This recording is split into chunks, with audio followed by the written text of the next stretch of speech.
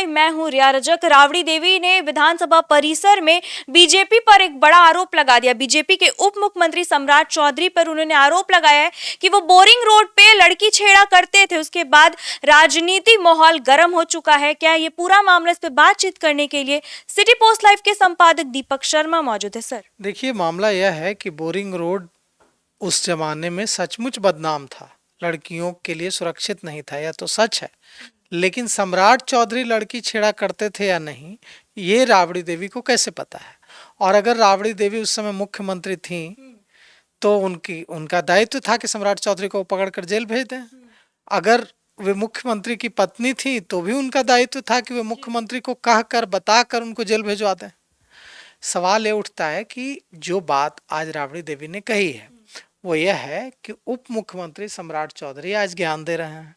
उप मुख्यमंत्री सम्राट चौधरी आज बड़ी बड़ी बातें कर रहे हैं, दूसरों को गुंडा कह रहे हैं, लेकिन वे खुद बोरिंग रोड में लड़की छेड़ा करते थे।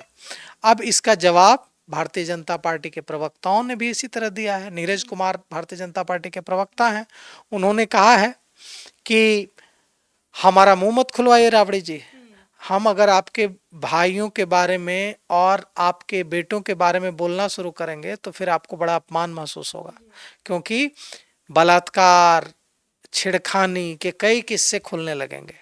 इसलिए अच्छा यही होगा कि शब्दों की गरिमा बनी रहे। क्या सम्राट चौधरी सही में लड़की छेड़ा करते थे?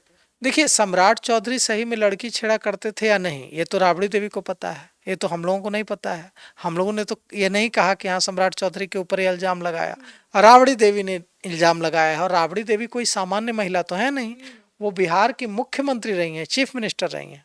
तो अगर उनके चीफ मिनिस्टर रहते उन्हें यह सूचना थी कि सम्राट चौधरी बोरिंग रोड में सम्राट चौधरी नाम का एक लड़का, उस समय तो लड़के ही रहे होंगे, सम्राट चौधरी नाम का एक लड़का लड़कियों को छेड़ रहा है, तो उनको जेल भिजवा देना चाहिए था सम्राट चौधरी को। अगर उस समय लालू प्रसाद यादव मुख्यमंत्री थे और राबड़ी देवी मुख्यमंत्री की पत्नी थी तो भी लालू प्रसाद यादव को कहकर जेल भिजवा देना, स्टैंड लेना चाहिए कि ऐसा कोई एक लड़का है सम्राट नाम का जो कि बोरिंग रोड में लड़कियों को छेड़ता है, इसको जेल भेजवाइए तुरंत लालू जी, बोल करके जेल भेजवा देना चाहिए था। सवाल यह है कि मामला राजनीतिक है।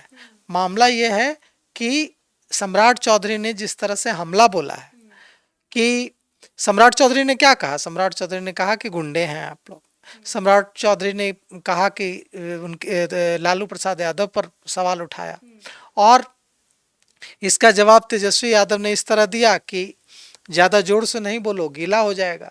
तो दोनों की तरफ से शब्दों की मर्यादा टूटी है। ऐसा नहीं है कि सम्राट चौधरी ने शब्दों की मर्यादा तोड़ी तो तेजस्वी यादव ने नहीं तोड़ी। तेजस्वी यादव ने कहा कि उन्हें मारने की कोशिश की गई। माइक खोलकर लालगंज के जो विधायक हैं संजय सिंह, वे माइक खोलकर उनको मारने के लिए आगे बढ़े। वो उनके कई विधायकों ने आगे आकर उन्हें बचाया, नहीं तो वे उन पर हमला बोल देते, मारते उनको। इस विधानसभा में कुर्सियां तक फेंकी गई हैं। विधानसभा में खूब हंगामा, ऐसा नहीं है कि पहली बार हंगामा हुआ है, पहले भी कई बार हंगामा हुआ है। तो सवाल ये उठता है कि विधानसभा की, सदन की गरिमा बनाए रखने की जिम्मेवारी दोनों की है, पक्ष की भी है, विपक्ष की भी है। जब भाई वीरेंद्र ने अनुचित शब्दों का प्रयोग किया और नंदकिशोर यादव जो विधानसभा अध्यक्ष हैं, देखिए विधानसभा में अभिभावक कौन होता है? विधानसभा में किसी न्यायालय का कुछ नहीं चलता है। विधानसभा में सिर्फ एक न्यायाधीश होता है और वो न्यायाधीश है विधानसभा अध्यक्ष। तो विधानसभा के न्यायाधीश कौन है? विधानसभा के न्यायाधीश का नाम, अभिभावक का नाम, गार्डियन का नाम है नंदकिशोर यादव।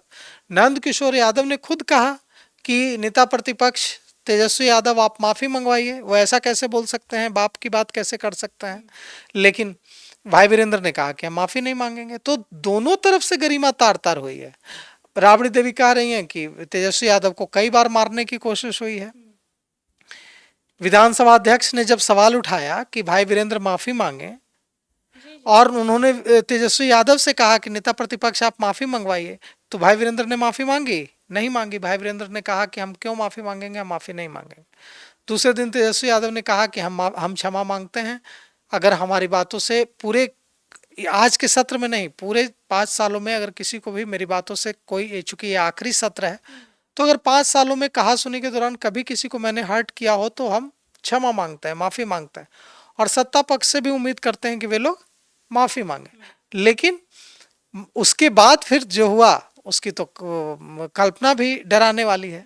तो देखिए उसके बाद क्या हुआ। उसके बाद तेज प्रताप यादव ने कहा कि सदन में मैं नहीं था, अगर सदन में हम होते तो सम्राट चौधरी का बुखार छुड़ा देते। आज सुबह सुबह दोनों की गाड़ी भी टक्कर की। कल ही टक्कर जी हुई जी। है।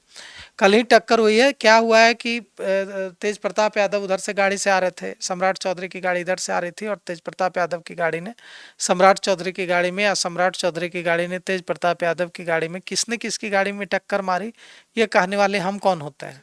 या तो जांच का विषय हो सकता है सम्राट चौधरी नहीं मारती हो टक्कर, तेज प्रताप की गाड़ी में बेचारे तेज प्रताप यादव बेकसूर में बदनाम हो रहा है कि तेज प्रताप यादव ने मार दी टक्कर। तो कोई किसी की गाड़ी में मार सकता है, लेकिन दोनों में टक्कर हुई। तेज प्रताप की गाड़ी और सम्राट चौधरी की गाड़ी में टक्कर हुई, और तेज प्रताप यादव गाड़ी की आगे की सीट पर बैठे हुए थे और मुस्कुरा भी रहे थे, देखकर घूर भी रहे थे। तो अब उन्होंने जानबूझ के टक्कर मरवाई, या फिर यह गलती थी, या सम्राट चौधरी ने उनकी गाड़ी में टक्कर मार दी और बेचारे झूठ मूठ बदनाम हो रहे हैं तेज प्रताप। क्या है यह तो हमें नहीं पता। राबड़ी देवी के बयान के बाद बीजेपी प्रवक्ता लोग बोलने लगे, राबड़ी देवी कि अपनी परिवार की बात हम पे मत थोपिए। क्या सही में राजद के परिवार में लड़की छेड़ने वाली कुछ परंपरा या फिर ऐसा कुछ हुआ करता था? नहीं, देखिए भारतीय जनता पार्टी के प्रवक्ता नीरज कुमार ने कहा कि अगर हम आपके भाइयों और आपके बेटों की बात करने लगेंगे तो फिर आप महिला हैं, आपका सम्मान करते हैं, लेकिन अगर हम उन्होंने जो कारस्तानी की है उसके बारे में जिक्र करने लगेंगे तो फिर आपको शर्मिंदा होना पड़ेगा। आपके भाइयों यानी कि वो बात कर रहे थे सुभाष यादव की बात कर रहे थे, वे साधु यादव की बात कर रहे थे, साधु और सुभाष की बात कर रहे थे। साधु और सुभाष, आप जब मुख्यमंत्री थी, जब लालू प्रसाद यादव मुख्यमंत्री थे तो साधु और सुभाष क्या करते थे? वे तेजस्वी और तेज प्रताप पर बात कर रहे हैं कि तेजस्वी तेज प्रताप क्या करते थे? क्या करते थे कुछ पता है? नहीं, हमें कुछ नहीं पता है। हाँ, और हमें पता होना भी नहीं चाहिए।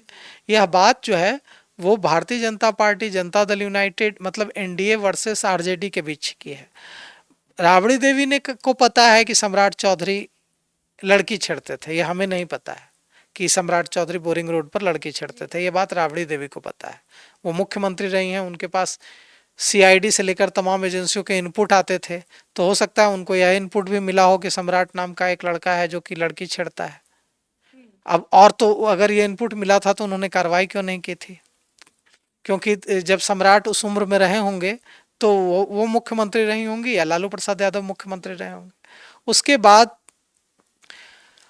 अगर भारतीय जनता पार्टी के पास ये सबूत है कि साधु यादव और सुभाष यादव जो राबड़ी देवी के भाई हैं, राबड़ी देवी के बेटे तेजस्वी तेज प्रताप लड़की छेड़ते थे, लड़कियों के साथ किसी तरह का दुर्व्यवहार करते थे, तो उनकी सरकार है 20 सालों से बिहार में, क्यों नहीं जेल भेज दिया साधु यादव, सुभाष यादव, तेजस्वी तेज प्रताप को? जिन भी लड़कियों के साथ बुरा व्यवहार किया इन लोगों ने तो जेल भेज दिया जाना चाहिए था, तो जेल तो भेजा नहीं गया इस आरोप में।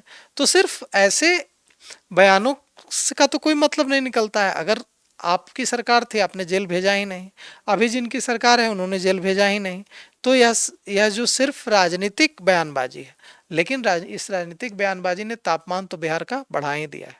जैसा कि आप सुन रहे थे हमारे संपादक दीपक शर्मा को, अब लड़की कौन छेड़ता था ये हमें तो नहीं पता, लेकिन ये आरोप अब कितनी दूर तक जाता है और राजनीतिक माहौल कितना गर्म होता है वो देखने वाली बात होगी। आपकी क्या राय है हमें कमेंट बॉक्स में जरूर बताइएगा। देखते रहिए सिटी पोस्ट लाइव, तब तक के लिए धन्यवाद।